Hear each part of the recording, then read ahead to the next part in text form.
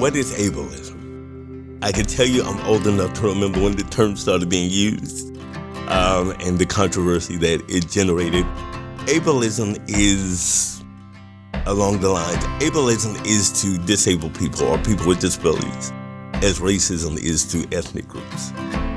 It's picking out a particular characteristic and then codifying it in language law and in patterns and practices to give an adverse or negative outcome for those very same people. Short answer, we don't like you, so we're gonna write the laws that say you can't come.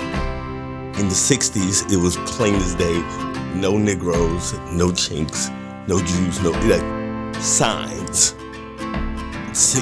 What has happened is it become more subversive. And so when people are calling out ableism, people have that same kind of response. It's like if a woman says you're being sexist, I'm not sexist. What do you mean sexist? But you know it when you see it. You know somebody's being racist when you see it. And it's not a racist never going to say yes, I was being racist. They never say that.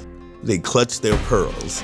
And in the disability community, ableism was coined and codified and used because we needed a phrase that encompassed all of these behaviors that if you swapped out disability and added ethnicity or race, would be racism.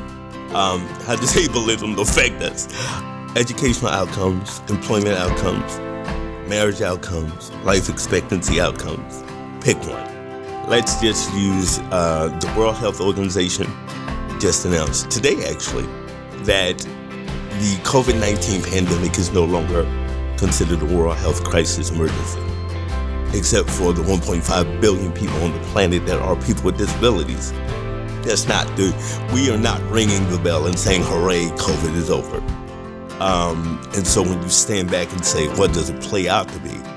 The health, if you look at graduation rates in Oregon, graduation rates in the Northeast or Northwest or the Central America, or the central part of America, and you hold up peer-to-peer groups, peers, youth with disabilities juxtaposed with youth that are not classified as youth with disabilities, it's staggering. The opportunities, the ability to be a Boy Scout or to go join your rec team. Everybody's clutching their pearls. It's prom season. How many times will you say, oh my God, here's Sarah, and she's taking John to the prom.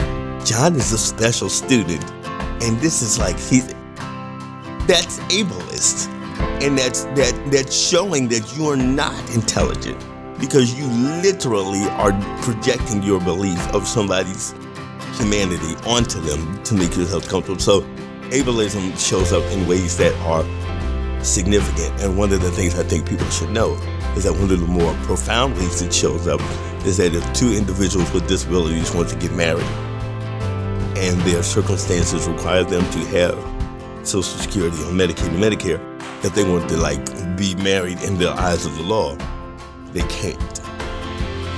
Because if you're married, both of you, now you have joint assets which push both of you over the income limit, which then disqualifies you from receiving the services.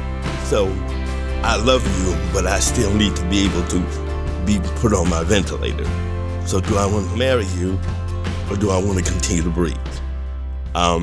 Which is now, and even now, what happens is that married couples, if somebody suffers a catastrophic health injury and they need to change and get benefits, people are now divorcing in order for that to happen. So it's in law, it's written, you can still pay people with disabilities what they call sub-minimum wage.